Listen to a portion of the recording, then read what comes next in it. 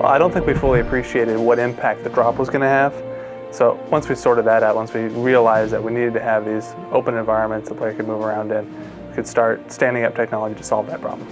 We sort of had this legacy AI system from older games in place, which seemed like, it could handle lots of different situations, but as it turns out, we started to try to do these, dynamic open world encounters. It became apparent really early on that we needed some sort of system to handle all these different entry points into our encounters. So that's really when it started.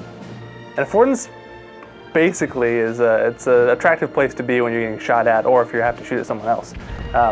In a combat space, it's cover. It could be a tree, it could be a bunker.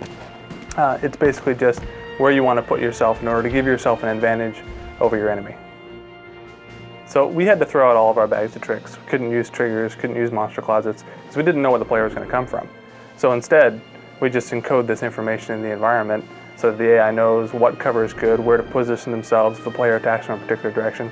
Then the designers just got used to throwing AI in and seeing what they could do.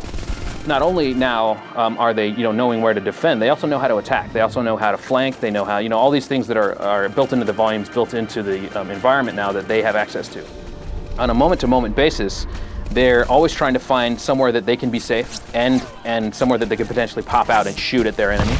The enemy NPCs, the enemy soldiers, coordinate by leveraging the affordances in the environment to try to flank or put pressure on top of the player. By the same token, though, if the player starts to succeed, he can push the axis back, cause the axis to retreat, again through affordances, falling back to better territory. This does two really cool things. One, it makes the player feel like a complete badass because he's just mowing down NPCs and claiming territory for his allies. And by the same token, having the allies advance leads the player through what otherwise would be a fairly open and confusing environment. More of the time is sort of front-loaded in planning your encounter and planning the configuration of your affordance network so that the fight can play out the way that you want it, even if the player comes from all these different directions. So there's more planning and there's more initial setup involved. But after that, you kind of, you don't want to do the fine-tuning because you want it to play differently every time. Well, we pulled off a lot of really cool environments for a first-person shooter in this game with this technology. We had narrow interiors and corridors, exteriors, vertical spaces. I don't think we've even scratched the surface of what this thing's capable of. I can't wait to see what we pull off in the future.